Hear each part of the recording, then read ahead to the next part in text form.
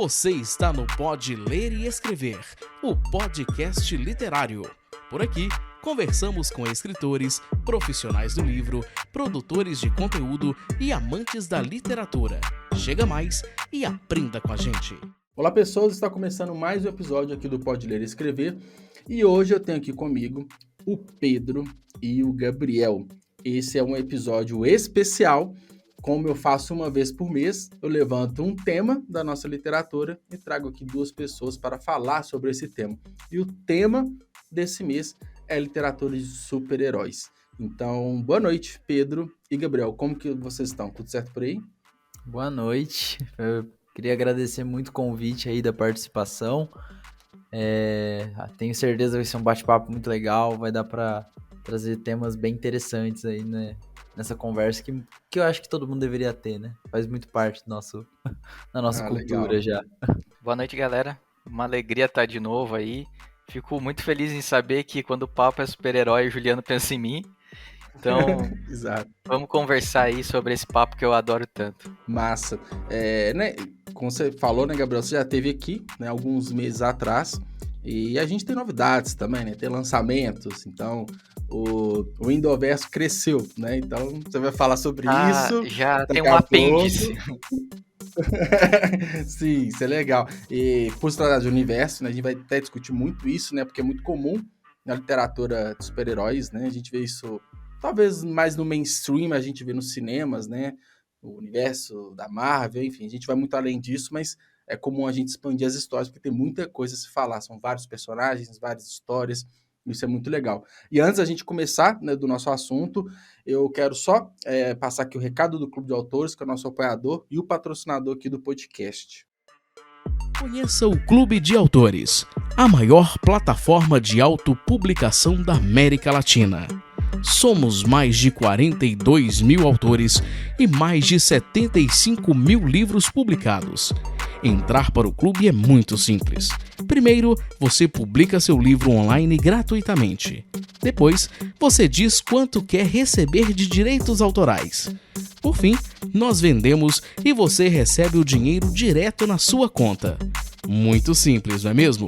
Então acesse o link aqui na descrição deste episódio e venha com a gente. Bom, pessoal, então, antes da gente entrar mesmo na literatura de super-herói, eu quero que, né, Pedro e Gabriel, vocês se apresentam, cada um tem sua jornada, tem sua linha ali de criação, de escrita, e vai ser legal, né, para nossa audiência conhecer um pouco melhor vocês. Pode começar, Gabriel. Não, Pedro, você é visitante e você está estreando, por favor. Bom, eu sou o Pedro Dias, eu sou escritor também, né? Eu sou da mesma editora que o Gabriel. O meu livro ele se chama Aimara, Os Três Sonhadores, é uma alta fantasia usando folclore brasileiro. E aqui no ramo, né, de super-heróis, eu sou um leitor muito ávido. Acho que a segunda e a terceira fase inteira da Marvel, por exemplo, eu fui todos os filmes no cinema. Então, Me realmente, identifico. nossa, eu gosto demais. Tem minhas críticas a algumas coisas e Sim. tal, mas a gente gosta de acompanhar. Eu leio bastante, né? Leio desde os meus 12 anos quadrinho. Então, conheço bastante, já passei aí tanto de quadrinhos antigos quanto mais novos. Legal. E é isso. Acho que gosto muito do tema de super-herói, porque eu acho que é legal você falar sobre o tema em si e o que cerca ele. Então, eu fiquei muito contente de participar do tema justamente porque eu gosto muito de falar sobre. Ah, legal, massa. E aí, Gabriel, de novo, uma segunda apresentação Vamos lá. atualizada. Então, gente, eu sou o Gabriel, eu sou o autor dos Indomáveis, que era inicialmente para ser só um livro de super-heróis, mas eu decidi que era muito pouco e resolvi transformar ele num universo à la Marvel. Então, esse sábado, dia 1º, então provavelmente quando esse vídeo sair já vai ter lançado, vai ser lançado o primeiro. Eu não diria um spin-off, porque eu acho que o conceito não é exatamente um spin-off. Mas vai ser a primeira história solo do universo de um dos personagens, que vai ser a Caçada da Névoa Negra, que vai contar um pouco mais dessa personagem que é tão amada pelos leitores que adoram ela. O Pedro, inclusive, leu tanto Indomáveis como foi beta do Caçada, ele sabe o que está vindo aí.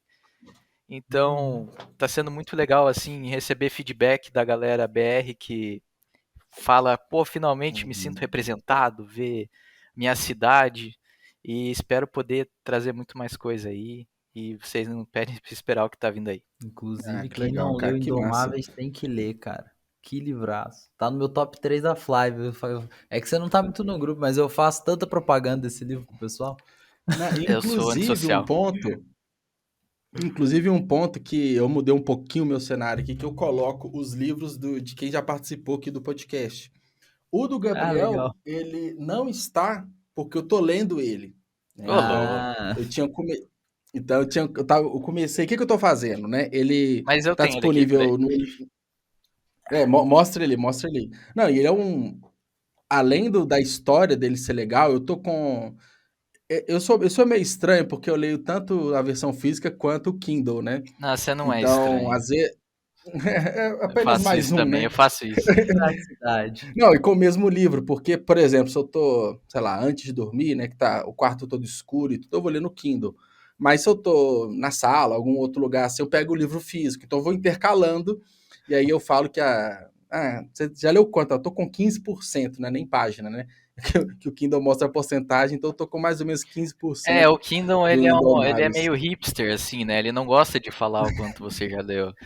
Mas Ele fala, eu te entendo posição, qual porque, posição que você tá, né? é, eu lá quero saber a posição, sabe?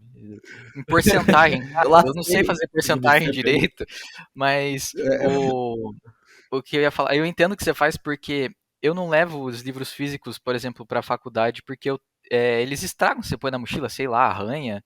Geralmente livro Sim, capa dura, pesa também, principalmente. né? Também. Principalmente você vai levar um It na mochila, um Game of Thrones, você sai com Você leva problema só na eles, né? coluna. Tipo assim, mais nada. Eu Até sou o do tipo que próprio eu gosto de Indomáveis, tem comprar uma os galera que calhamaços. reclama. Porque ele é maior até de formato, né? Não só em páginas, né? Ele tem um formato grande, Tem né? pessoa Então, que fala que ele é um calhamaço, eu discordo, porque pra mim calhamaço é acima de 600 páginas, mas Não, é. pra mim ele é calhamaço, assim. comparado com o Mas Caimara é eu sou mesmo. desse também. Eu gosto de comprar os calhamaços, mas eu leio tudo no Kindle, porque eu não gosto nem de abrir muito calhamaço, porque eu fico com medo de marcar. E eu sou muito chato com os meus livros. Não, e é Aí eu. desconfortável também, É né? Tipo assim, desconfortável, é. Aí eu principalmente no sempre, começo e no sempre faço final, isso. né? Que pesa muito de um lado. Pesa, é. Mas eu geralmente faço isso, então tá em algum lugar da casa aqui espalhado, né? O Indomáveis. E depois, quando eu terminar, ele vai vir aqui para a estante para compor aqui o cenário. Oh, É, maravilha. bom, a gente já entrando assim no primeiro tópico, o primeiro questionamento que me veio quando eu estava montando a pauta para a gente conversar é quando a gente fala super-herói, logo de cara vem muito uma cultura externa, uma cultura geralmente norte-americana. Então, a gente fala, talvez o maior ícone que a gente tem da cultura é o super-homem. Né? A gente for pensar em É. super-herói, que a gente vê aquele estereótipo, né? Do homem muito bem alinhado, com a capa vermelha. Aí a gente também tem, mais recentemente, um Capitão América, um Homem de Ferro. A gente tem muito pouco, pelo menos em mainstream, pelo menos que está na boca de todo mundo, super-heróis nacionais. Né? A Uhum. gente tem uma referência, a gente meio que importa isso, né? Apesar que a gente tem muitas produções aqui, a gente acabou de falar do Indomáveis, a gente tem outras produções, mas são iniciativas teoricamente recentes, né? Se a gente for pensar, E pequenas. independentes, recentes e inicialmente pequenas, né?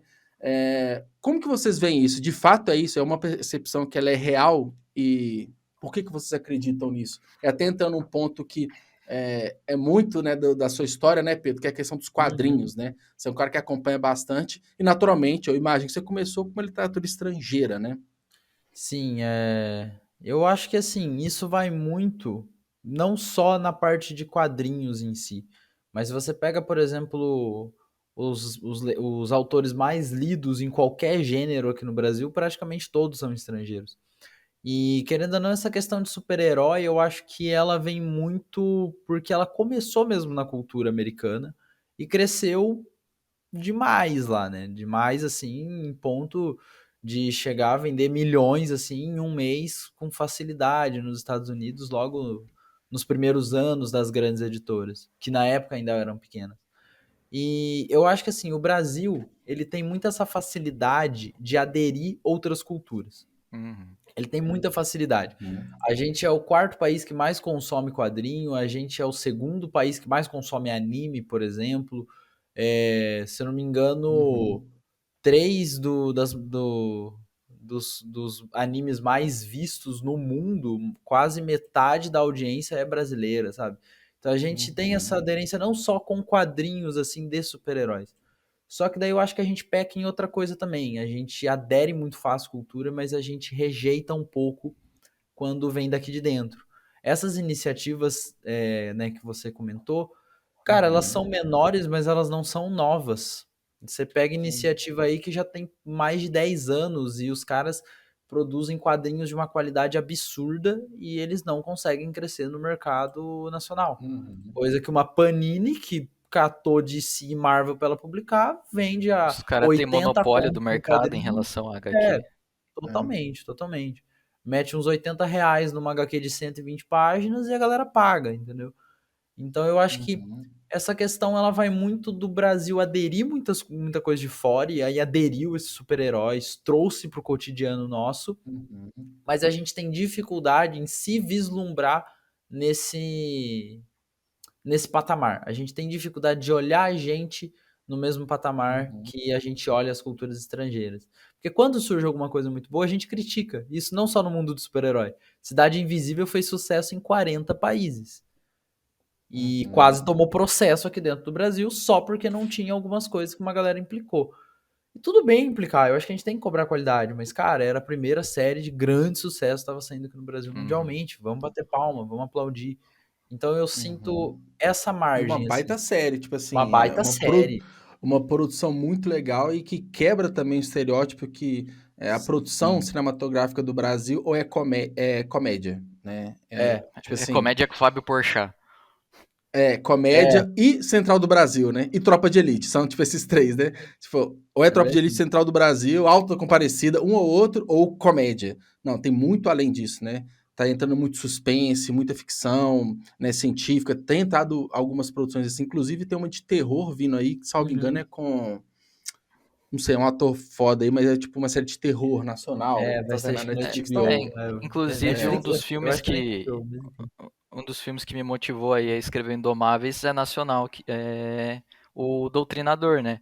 Mas a eu ia gente entra falar no isso assunto agora, tava em Doutrinador, mente. o É. Doutrinador depois, que, tipo, não é o filme perfeito, ele tem Uhum, muito defeito, assim, mas, cara, sim. é um negócio assim que você fala, pô, isso aqui é o estopim Uhum, pra algo novo, sabe? Dá pra fazer. Eu acho que a gente não tinha tanto, porque uhum, assim como economicamente o Brasil tende mais a importar do que exportar, eu acho que na literatura é a mesma coisa. Nesse uhum, sentido, a gente é uma esponja boa, mas a gente não consegue. Acho que até certo ponto é porque não precisava, porque tudo era novidade. Aí chegou num ponto que a galera pensou, pô, mais do mesmo, sabe? E daí foi ali que a galera pensou, pô, eu uhum, cansei de Nova York, cansei de Gotham City, cansei de Metrópolis, eu queria ver coisas novas. Então acho que é por isso que deu uhum, esse boom de super-heróis novos. Mas, eu acho que é querer fazer diferente, mas é o que o Pedro fala, eu concordo. Tem uma galera que tá aí há tanto tempo. O uhum. próprio. Como é que é o nome do autor do Doutrinador? Eu tô com o livro aqui do lado. É o Luciano Cunha. Cara, o Doutrinador tem anos e anos. Luciano Cunha, é o E quadrinista, ele né? só foi Isso. fazer sucesso Uhum. porque Uhum. ele literalmente ele bateu na porta da produtora e falou: Eu quero fazer o filme. E daí, por causa do filme, a HQ fez sucesso. E aquela coisa, a gente não pode, até para deixar claro, né, que a gente tá falando que não tenha, né? Tem, mas Tem você tem que muita coisa, garimpar. Uhum. mas ainda não mas ainda é no caráter quase que de exceção, né? Então, quando a gente fala do Doutrinador, é uma exceção que foi para telona e aí alavancou o quadrinho. Então, eu acho que pega esse aspecto que não é comum, né? Não é comum, né? Tão aceito, vamos colocar assim, quanto outras produções lá de fora, né? Então, acho que é isso. Existe desde a década de 60, quando a gente pega o Capitão 7, por exemplo, né? Que Sim. foi muito tempo atrás e tudo, e Uhum. até hoje tem vários, mas não é fácil. Igual você falou da Panini, né? Então, sei lá, JBC, outras editoras assim. Aí a gente é também da literatura tradicional, né? De não valorizar E tanto o tem uma autor questão nacional, assim né? também, né? Tipo, o Então, quanto de cara que chegou com uma proposta de super-herói que provavelmente era bacana, só que a Panini não é uma editora. Quer dizer, ele só pega o pronto, entendeu? Não é a Panini que produz aquilo.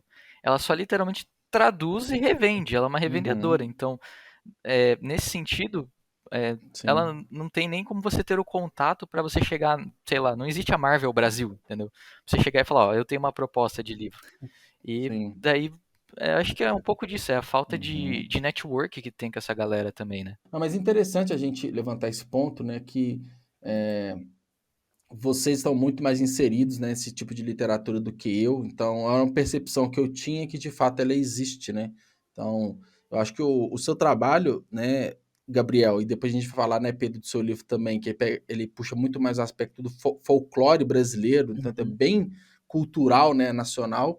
É um trabalho talvez até duplo, né, Gabriel? Tipo, é uma literatura nacional que já é um desafio, né, da gente fazer com que as pessoas leem mais livros de Sim. autores, principalmente independentes nacionais, e ainda de uma temática que ela ainda não é tão próxima. Assim, as pessoas não procuram, né, livros de super-heróis nacionais. Então, acho que assim, o seu caminho talvez seja um pouco mais árduo do Cara, que eu, de eu, outros, eu né? acho meio relativo, assim. Muita gente me fala, o Indomáveis devia virar uma HQ, e eu sei disso. A proposta original do Indomáveis era ser uma HQ. Só que o trabalho que ia dar fazer uma HQ é Sim. desgraçado, assim. Porque além de você ter o escritor, você tem que ter ilustrador, e Uhum. tem dois ilustradores, que é o cara que faz a arte, os cara que Sim. projeta o balão e tal. Mas o ponto é que, assim, Uhum. super-heróis é uma coisa popular, mas a HQ, ela é nichada, ela é muito Sim. nichada. Hoje, assim, meu círculo de amigos Uhum. que lê, ele é pequeno, mas o que lê HQ não existe. Hoje Uhum. eu não leio HQ, porque é Uhum. caro. É caro, Uhum. como a gente É tava muito falando de caro. Marvel e Nossa, DC, tá não tem muito mais caro. graça, porque um Homem-Aranha está sendo reaproveitado o que Uhum. aí? Quantos anos tem o Homem-Aranha? Acho que 50 e poucos anos. Nossa, não, foi Sabe? 60. É mais, Aposenta, foi um ninguém dos aguenta primeiros, mais, né? sabe? Assim, E não tem mais Uhum. graça, sabe? E eu acho que o. É, isso que Vai, o. pode falar, pode falar, pode falar. Pode falar, Gabriel, depois eu. Não, eu quero falar que isso que você tá falando é interessante, porque assim, realmente tem muitos super-heróis que eles já estão batidos, e são super-heróis muito famosos, muito conhecidos, e que eles nunca vão ficar batidos 100%, porque a galera sempre vai querer ver algo sobre. Mas você vê a necessidade do novo quando até mesmo a própria DC chega com uma nova temática pro Besouro Azul. O Sim. Besouro Azul, ela reformulou completamente o Besouro Azul, colocando uma nova identidade. A Marvel trazendo a Kamala Khan, que é uma heroína que, se não me engano, surgiu em 2008, mais ou menos. Ela é bem recente, Ela né? é bem Inclusive até recente. para ficar um pouco mais inclusivo, né? A questão da Sim, origem e tudo sim. Ela é mais, né? paquistanesa, E se não me assim, e engano. você vai pegando as próprias. Ela é É. paquistanesa.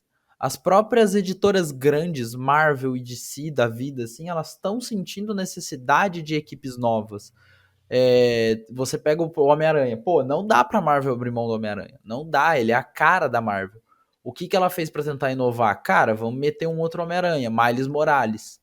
E deu Que super ficou muito certo. bom por sinal, Ficou né? muito bom. Eu adoro ler as HQs Uhum. do Miles Morales. Então, eu concordo com isso que o Gabriel falou, que é isso. Tá ficando. Por que a galera. Tem muita gente falando, nossa, a Marvel agora nessa fase 4 tá ficando chata. Gente, a Marvel tá fazendo exatamente o que ela faz desde a fase 3.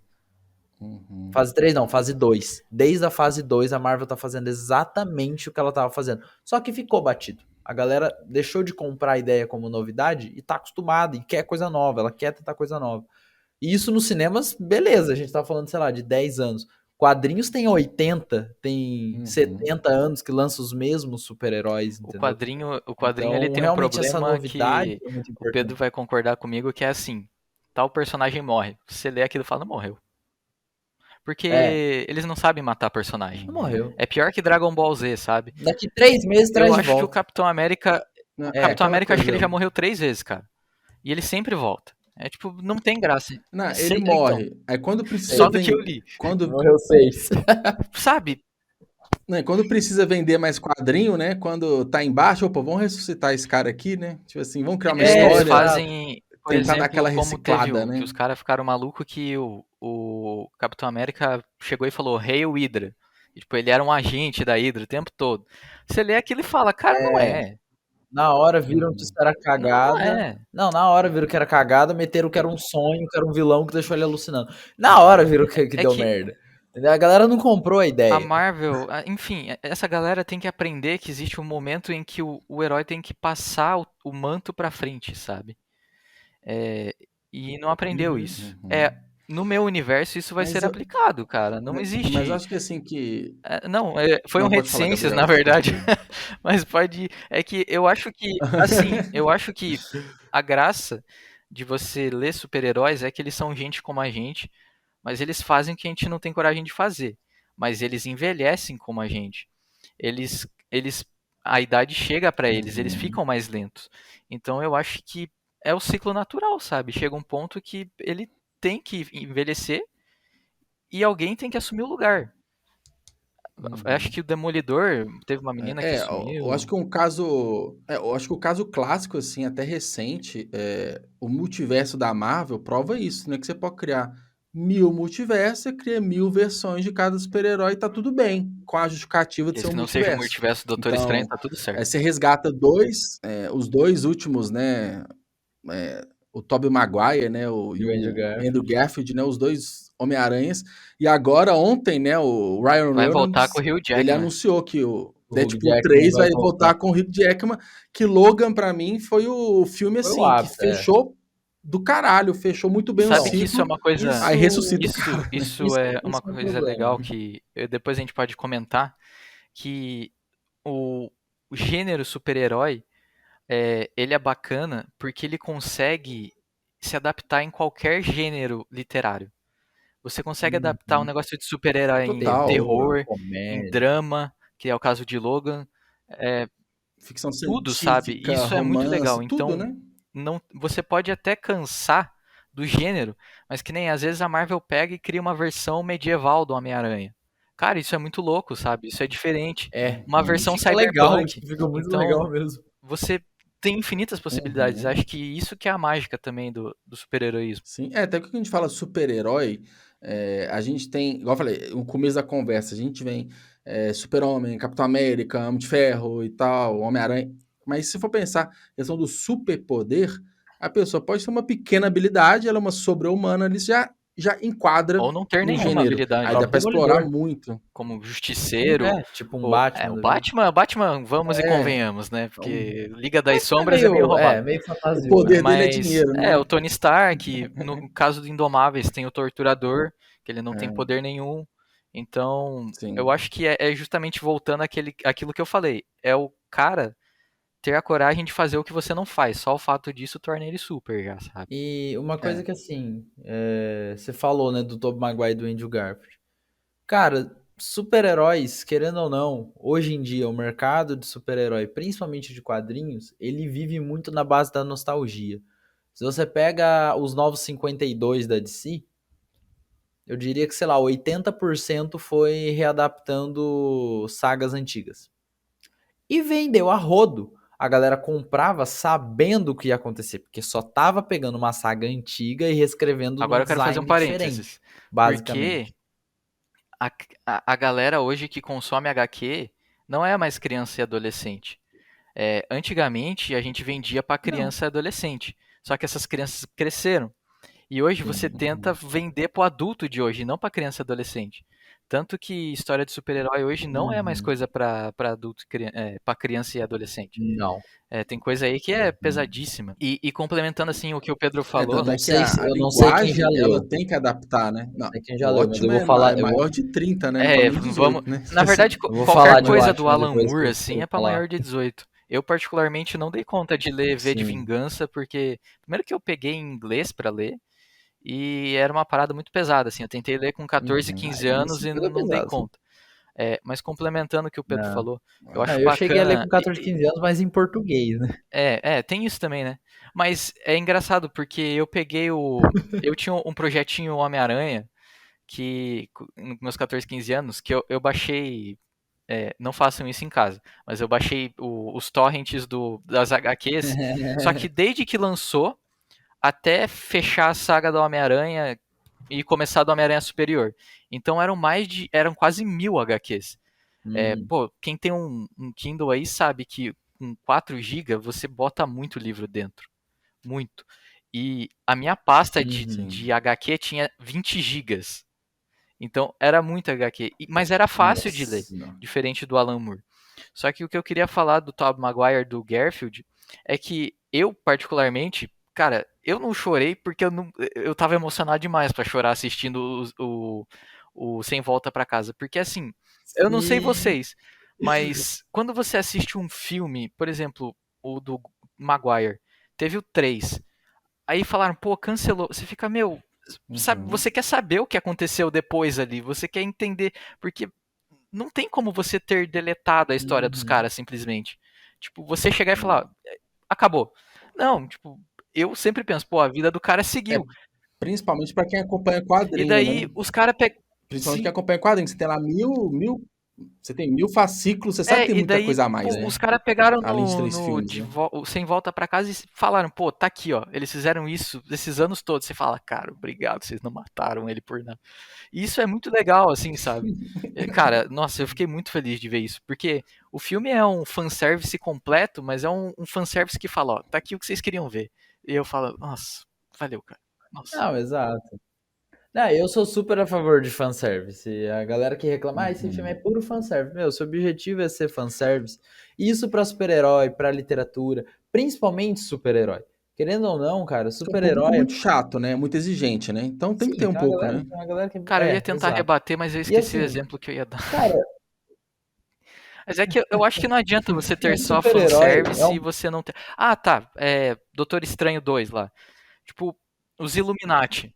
Ah, não, Pô, não. foi fanservice. Colocar o John Não, Krasinski lá como o Senhor Fantástico, fanservice total. Todo mundo ficava maluco de ver ele. Só que o filme é ruim, porque não adianta você só pôr fanservice. Você tem que ter qualidade ali mínima, não, né? isso é. Mas não falemos de Mas, coisa ruim nesse mas episódio, por aí, favor. essa questão é muito engraçada porque mostra, na minha opinião, o impacto que os super-heróis eles têm na vida das pessoas. Porque você pega um filme do Tom Maguire, por exemplo, de fanservice. Cara, os filmes dele são de 2002, o primeiro. A gente teve um encerramento em 2008. Mano, isso faz muito tempo. Se a gente parar pra pensar, já faz uns 20 anos. bons Se pensar que o MCU começou em 2008, né? Com o Homem de Ferro 1. 6 anos depois, a gente começou a MCU, né? Ou seja, parece tão distante, né? Cara, e assim, lançou o próprio do Andrew, que é mais recente, cara, faz 10 anos. O primeiro do Andrew acho que é 2012, né, não? E a galera ficou...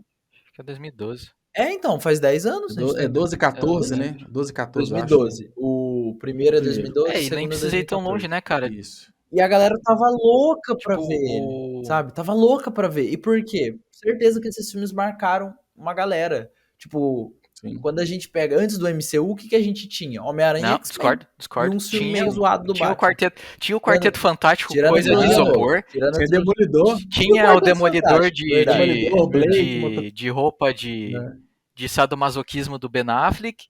De motoqueiro. O Nicolas Cage como motoqueiro fantasma eu gostava primeiro. Tem Blade, pô. Blade foi o que salvou a Marvel, cara. Não, Blade é bom. Não, Blade mas é acaba bom. que a gente tinha... Eu sempre fui muito fã, antes do MCU, eu tenho inclusive todos os DVDs de Super-Homem. O do Christian Reeve, daqueles década de 70. O Batman teve muito altos e baixos, né? Teve trilogia Batman Nolan de pra mim foi o né? que... Teve vários, né? Trilogia Nolan foi o que salvou o Batman pra mim no cinema. Foi. Cara, eu vou dizer que o meu Batman favorito é esse do Robert Pattinson, cara. Eu reassisti ele ontem, cara, que filme. Sim. Calma, mas daí... Ele é foda. Eu tô pra reassistir, eu vi no cinema. É muito bom mesmo. Quem não assistiu, quem tá ouvindo esse podcast não assistiu por... Ai, é o carinha do Crepúsculo. Vá a merda e vai assistir esse filme, porque o filme tá muito, se você acha que excelente, investigação policial e super-herói não tem nada a ver, você vai cair do cavalo com esse filme. Assiste Batman. Não, inclusive a gente falando, até pra gente fechar aí pra parte mais folclórica do Pedro, acaba que o Batman, se você pegar um fanservice mesmo, é o Batman. Ele é o maior detetive do mundo, né? Que é algo que foi muito esquecido. E algo que foi muito esquecido, já teve até crossover com Sherlock Holmes, assim. Sim. Então esse The Batman, ele voltou o Batman investigador, detetive. Então, assim, é que a galera não tá acostumada com o Batman de verdade, né? Eu acho que é isso que veio Não, muita não tá. reclamação, né? É que também tem muito daquela questão assim. Super-herói popularizou ao extremo. Cara, Uhum, qualquer um hoje sabe falar pelo menos o nome, sei lá, de uns 6 super-heróis. A sim. mais Só os até, mas X-Men fala qualquer um seis. na rua que você pega, ele sabe falar pelo menos o nome de uns 6. É. Só de saber os X-Men já. Mas assim, muita gente popularizou, é verdade. Sempre teve desenho, tal, é verdade, mas agora tá um negócio muito enraizado. Só que foi muito o que o Gabriel falou. E não só por ser caro, mesmo quando era mais barato. Eu lembro quando eu pagava R$ 30 numa HQ. Eu lembro, e HQ de Hum, capa dura. Essa sim. Watchmen mesmo, que, mano, puta edição deluxe e tal, eu paguei 90. Hoje você paga 90 numa HQ, sabe? Então, assim. Só que mesmo assim a galera não procura o material fonte. Isso não é um problema só de super-herói. Isso acontece em várias Uhum, comunidades que têm o filme de muito sucesso feito daquela obra. uhum, Mas super-herói é uma coisa complicada porque, assim, não tem como você querer que os caras coloquem, sei lá, 3 filmes, que um herói faz há 70, 80 anos. O Batman, ele teve fases que ele era um palhação, na pegada daquela série antiga, sabe? uhum, Como a gente teve fases do Batman sombrio pra caramba. Principalmente pós-morte de Jason Todd, né? Pós-morte morte da família. Então você tem uhum. várias fases. E o problema, na minha opinião, é que quando a galera lança um filme, a pessoa, tanto quem leu quanto quem não leu, né? Porque mesmo quem não leu tem uma leve noção, ela se apega à versão que ela Uhum. gosta. É, Ela se apega à sim. versão que ela gosta. Então, pra ela, se não tá na versão favorita dela, então o filme não tá fiel. E é um problema que acontece nos Homens-Aranhas. Ah, qual Homem-Aranha é mais fiel? Meu, na moral, os três são. De maneiras Uhum. diferentes, mas os três são. E olha que eu Igual tenho os o meus Gabriel favoritos. falou, tem tanta HQ, tem milhares, Cara, né? tem muita Então você coisa. vai se esbarrar em algo que de fato é verdade. Depende do seu ponto de vista, da história que você quer Tanto explorar, que se me e por perguntarem aí qual é meu vai, né? Homem-Aranha favorito, eu falo que é o do jogo de videogame pra não dar briga. Nossa, o do É PS4, que também maravilhoso. é outro É universo muitas das vezes, né? excelente. Mas, ô Pedro, eu queria explorar um pouco mais agora, né? Pegando mais a Uhum. vertente do folclore, né? A gente trazendo um pouco mais para a literatura.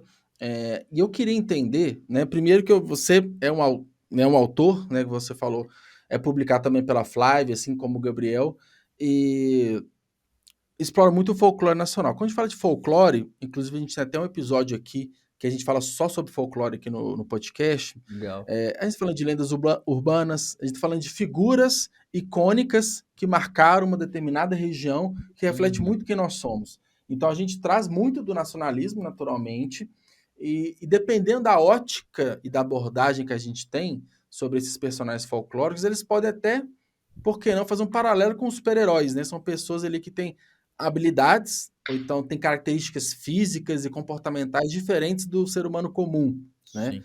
Então, como que você enxerga, né, essa parte folclórica, falando também do seu livro, contar um pouco mais sobre ele? Fala aí pra gente. Essa questão folclórica com o super-herói, eu vejo do seguinte, né? Os Estados Unidos, eles levantaram os super-heróis deles, você pega os contextos. Capitão América foi pra chamar a galera pra guerra. O Batman foi na Uhum, época da queda da Bolsa de Valores e tal. Ele tem tido uma pegada muito econômica. No início dele, bem uhum, início dele. O Superman, ele veio bem na época da União Soviética crescendo, mostrando que não, aqui nós bate no peito que é americano, ele tinha esse do bom moço, do bom americano. Resumindo, os Estados Unidos ele criou personagens para se ver Estereotipar neles, eles, né? né? Para ter essa uhum, representação, estereotipar, exato. E o Brasil, querendo ou não, fez isso ao longo da história. E um exemplo clássico que eu dou é o grito de independência de Dom Pedro, né? Tipo, independência ou que morte. tem Dom Pedro é, e Dom Pedro nunca criou isso. Isso não é nada mais nada menos do que você tentar trazer um super-herói pro Brasil naquela época. sim. Tiradentes, a mesma coisa. Quase que endeusar alguém, né? Colocar Quase alguém que como Deus, referência exato, nacional, né? exato. O Tiradentes, a mesma coisa. E quando você parte para a Uhum, questão de lendas folclóricas, é muito uma questão de identidade. Porque, assim, uma pessoa pode não conhecer muito sobre o folclore brasileiro, né? uhum, Mas ela sabe quem é o Curupira. Ela sabe, no mínimo, quem é o uhum, Saci e quem é o Curupira, sabe? Tem 2 ou 3 lendas que o Brasil vai conhecer. Só que aí, quando eu tava escrevendo o Aimara, né? O Aimara ele é uma alta fantasia, só que usa como base, como estrutura, a cultura e o folclore brasileiro. Então, o Aimara, ele foi colonizado, a Aimara tem seres de outro lugar, né, que vivem lá com eles, tem a questão do nosso folclore, tem os nossos costumes. Por quê? Porque da mesma forma que a gente pode falar do super-herói nos Estados Unidos, é a fantasia no britânico, é a fantasia Uhum. na cultura inglesa. E por que não a gente ter a nossa própria fantasia, com magia, sim, com Sim. feiticeiros, mas por que não isso com um cara comendo um acarajé depois ao invés de um porco assado, entendeu? Se for pensar, é algo tão mais próximo, né? É Deveria ser tão muito mais natural a próximo, gente querer exato. mais isso, né? Só que a gente estranha. E essa questão, Uhum. tipo, de trazer dessa questão do folclore, é muito isso que você falou. É um simbolismo, é uma simbologia que o Brasil traz. O Brasil justifica as coisas que acontecem. Cara, a gente tem mitos maravilhosos, sabe? Uhum. O Aimara, eu tô me esforçando. O Aimara vai ser uma saga, né? Tô em processo de construção do segundo livro. Mas o primeiro livro eu tentei trazer, por exemplo, uma pinguari. Cara, que monstro sensacional que a gente tem no nosso folclore. E a galera não conhece uma pinguari, sabe? E ele é muito Uhum. popular no norte. E aí entra outro ponto. Olha o tamanho do Brasil, sabe? Se você vai no norte, tem lenda que os caras sabem de trás pra frente que o sudeste nunca ouviu falar. E E a gente falou vice-versa. do Cidade Invisível, acho E... que uma das partes mais legais é eles usarem nos personagens, nos folclores, não só os que são populares, né? Mas, tipo, coisas que você não conhecia. Tipo, a lenda do Uhum. corpo seco lá, você fica, cara, nunca ouvi falar nisso, e é muito louco. É, É, o uma lenda do. Eu diferente. vou falar do Jimmy porque ele é o vocalista do Matanza, não lembro o nome dele, no, mas ele. Quando eu assistia, eu achei que ele era o Uhum. O lobisomem, Tu. e ele vira um porco, tipo, é um negócio muito louco. É, eu também. Então, tipo, é legal Ele é o porque Tutu. o próprio Cidade Literalmente a lenda Invisível chama essa, trouxe Tutu. coisas novas. E eu acho também que. Outra coisa Uhum. interessante. Pode Eu falar. acho que talvez a galera não se interessa hoje muito pelo folclore, porque a gente tem uma tendência a achar que o folclore é algo mais infantil. Porque a gente conhece muito folclore Porque a gente na aprende na escola, infância, né? tem o Sítio do Pica-Pau Amarelo, que popularizou Uhum. muito do Uhum. folclore, o Saci. Então, às vezes a galera acha que é um negócio mais infantilizado, quando veio Cidade Invisível aí pra provar, e o Pedro, que não é isso, sabe? Uhum. Acho que é legal. É uma forma da gente explorar. A gente falou, né, agora há pouco da saturação dos super-heróis, né? Quando a gente pega da nossa Uhum, cultura, é exatamente o contrário, né? A gente tem uma exato. baixíssima exploração sobre um tema que poderia ser, cara, amplamente falado até cansar e, pô, a gente Porque tem falar lenda, viu? e tem, Ó, as mais só. populares tem 4, 5, pô, você tem o Boto, você tem, né, Mula Sem Yara, Cabeça, Saci, É. pô, tem um monte aí, a No, no, Yara. no segundo livro do Aymara, né, que eu tô escrevendo, ao Uhum. todo vão ter 22 lendas, só pra você ter uma ideia. E isso, naturalmente, você conheceu muito mais e Sim, eu selecionou tive que 22 pesquisar para muito. colocar, né? Ó, um exemplo que eu adoro dar, né? Cara, a gente tem uma criatura que chama Ratampuf. O Uhum. Ratampuf, ele é literalmente um boi marinho feito de concha. Cara, que criatura legal, sabe? E Uhum. a gente tem histórias também muito lindas dentro do folclore, não só, principalmente na parte indígena. Isso eu tenho que bater muita palma pra mitologia indígena, que tem histórias lindas, sabe? De criação de Sim. alguns frutos e tal. sim. Alguns são mais populares. Hum, e eu acho que, igual o que o Gabriel falou, uma coisa que é verdade, cara, super-herói você consegue encaixar em tudo. Em tudo. Uhum. Literalmente. E o nosso folclore tem lenda pra tudo. Pra tudo. O meu conto do Boto, que o Aimara também tem um spin-off, chama Contos de Aimara, o meu conto do Boto é um conto de romance, um romance meio trágico, assim, sabe? Tipo, cara, eu usei uma lenda como pauta. Uhum. E se você quiser meter uma história de um babaca com o Boto, você consegue também. E isso é uma coisa que é muito isso. Um dos principais objetivos do Aimara, na real, foi tirar. Ele não é um livro, tipo, com sangue, não. Ele é um livro que eu diria que é pra uma meia-idade, assim, uns 14, 15 anos, assim. Legal. mas eu já quis trazer uma versão muito menos infantil, igual uma Mula Sem Cabeça. A Mula Sem Cabeça, nas lendas, ela não é aquela coisa bonitinha e tal. Cara, ela é violenta. Ela corre pelas cidades e passa por cima de quem ela tá vendo, entendeu? E é engraçado a gente ter essa imagem bonitinha, porque é uma mula É uma sem mula sem cabeça, cabeça, pegando fogo. Mas sabe E a por cabeça que eu geralmente acho que a gente representada tem pegando essa fogo. imagem Como bonitinha? que isso vai ser bonitinho, É né? porque acho que ela aparece muito no. É no Chico Bento? No Chico Bento e também nas No No Chico histórias Chico Bento. Bento, no do Chico Turma Papa da Bento. Capim. Mônica também tem essa Então, responsabilidade. tanto que o Pedro tava Tem falando o Curupira. A lenda urbana aparece muito É, no Chico Bento, né? principalmente no Papa Capim. O Pedro falou, tem. Acho que a história de como o Sim. Guaraná surgiu, eu li no do Papa Capim. É muito bonita a história. Sim. É muito bonita. E entra muito nesse ponto. Cara, essa questão de novidade, a gente tem aqui dentro. O Aimar, eu vou mostrando aqui, né? O meu grande xodó. A ideia do Aimara, na verdade, eu brinco que eu escrevi o Aimara pra mim. Te Porque entendo. eu senti necessidade de Sim. ler coisas sobre o folclore e fiquei, cara, não tem. Aí eu encontrei alguns autores que também escreviam sobre o folclore, mas são poucos, não eram muitos, foram poucos que eu encontrei. Troquei uma ideia, conversei com eles, tal, e todos encontraram a mesma dificuldade, fonte de pesquisa. E não só para literatura, mas assim, você tem, até na parte de pesquisa acadêmica é muito difícil encontrar. Você tem Câmara Cascudo. Cara, acabou, você não encontra mais material de folclore, material científico, você não encontra. Acaba que E o seu livro foi um resultado de várias pesquisas, vamos colocar assim, né? foi, eu pesquisei bastante. O processo do Aimara de escrever o livro durou em torno de 2 anos, 2 anos e meio. Um ano foi só pesquisa. É que eu acho que um problema Dá um ótimo endosso, um né, pra problema do escrever. nosso folclore é que a gente não chegou a igual um folclore que se tornou mitologia grega, nórdica, enfim, não tinha registro, sabe? Então o que tinha de registro Não tem registro. era feito, sei lá, pelos caras que estavam catequizando os indígenas, que Português. tentavam registrar essas coisas. Então Uhum. acho que um pouco se perdeu por causa disso.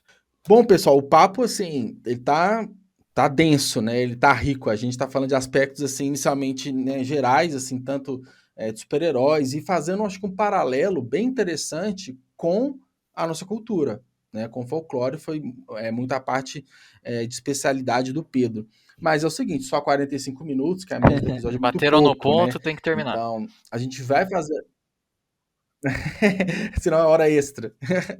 Mas a gente faz a parte 2 porque eu acho que faz super sentido. Se a gente pega um episódio especial, né, e ele abrange, né, várias vertentes assim da nossa literatura, acho que é interessante a gente fazer uma Com segunda certeza. parte. Então, na semana que vem, para quem está nos assistindo ou nos escutando, pode ter certeza que a continuação dessa conversa vai rolar. E a gente vai falar muito da parte da criação, né? Temos 2 escritores aqui que escrevem sobre desde lendas urbanas, folclore, mais especialidade do Pedro, quanto dos super-heróis do Gabriel. Então, o que é necessário para criar um personagem, né? O Pedro acabou de falar anos de estudo, enfim, Gabriel também teve várias Muita dor e referências. O que a gente sofrimento. precisa? E também do sofrimento, do sofrimento e noites mal dormidas. E também outro lado, né? O que vocês esperam quando pega uma história para ler? Né? Qual que é a expectativa perante um personagem, uma narrativa de uma forma geral? Então, vou fazer um meio agradecimento para vocês, porque vocês vão voltar. Então, obrigado por essa primeira parte. E, ó, até daqui a pouco. Daqui a pouco a gente tem a segunda Tchau, parte. tchau.